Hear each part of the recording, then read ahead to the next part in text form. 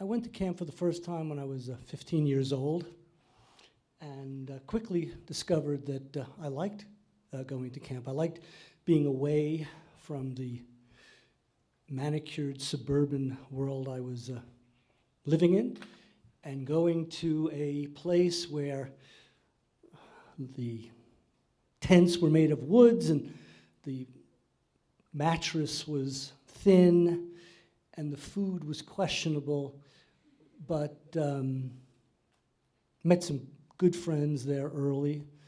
And I liked the fact that I really didn't have to, although you did get rewards for things like fixing your room or fixing your shelf and doing the bed, that just really held no interest. I was no interested in getting an award for that. In fact, my other bunkmate there, we conspired to get the lowest grade each week in bed maintenance, and actually it turned out that this was a pretty big, somewhat well-known camp, and I did the research, and in the course of 40 years, our scores for those weeks were the lowest ever recorded at that particular camp. But we had a wonderful time, or I had a wonderful time, and actually my brother went to camp that same time. Probably, my parents didn't risk sending one of us. And sometime in the first week, the counselor for my brother came up to me and said, "Your brother refuses to clean himself. He refuses to brush his teeth. He does not take any showers. You need to speak with him."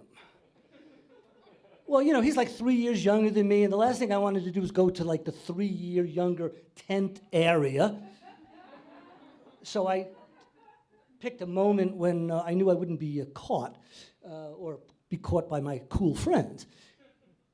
And I looked at him, we sat for a moment. I looked at him and I said, "If I get pulled away again for any one of your problems that you're having, I'm going to rip your lungs out." And although, I later became a teacher, and that may not be the best way of creating discipline and obedience, somehow it had an impact, and I didn't hear from him again about the issue of brushing his teeth. Of course, the other great thing about camp was suddenly there was this village of young women running around in bathing suits.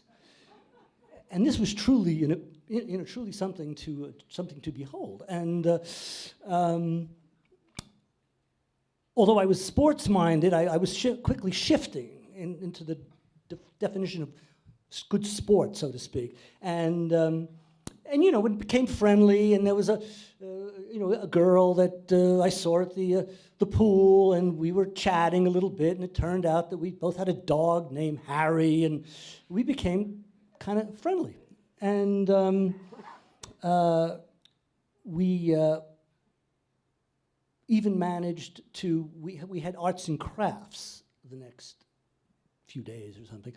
And once again, we were both in the class, and we were making, that stuff with the paste and stuff, and lanyards, and I thought the lanyards were very cool.